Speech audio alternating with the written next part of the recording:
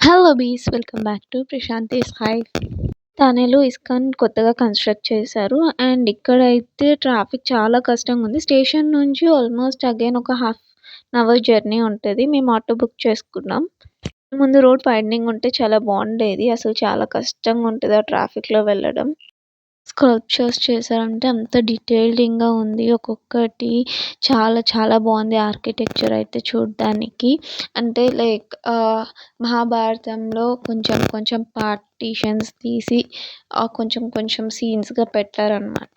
నాకైతే ఎలిఫెంట్స్ చాలా చాలా బాగా నచ్చాయి. ఈవినింగ్ ఆల్మోస్ట్ 6 అయ్యింది.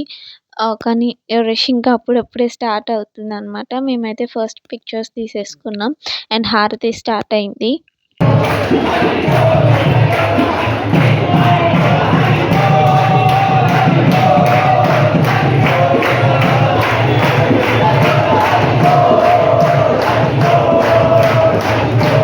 హరే రామ హరే కృష్ణ మంత్రం చాంట్ చేసేటప్పుడు చాలా రిఫ్రెష్మెంట్ అనిపిస్తుంది నాకు ఈ సీనరీ చూస్తే ఎలా ఉందంటే లైక్ పాత మూవీస్లో చూపిస్తారు కదా, దేవలోకంలో ఎలా ఉంటుందని అలానే అనిపించింది. ఎంతమంది భగవద్గీత సబ్స్క్రైబర్స్ ఉన్నారు? అండ్ నేనైతే రీసెంట్గానే స్టార్ట్ చేశాను భగవద్గీత.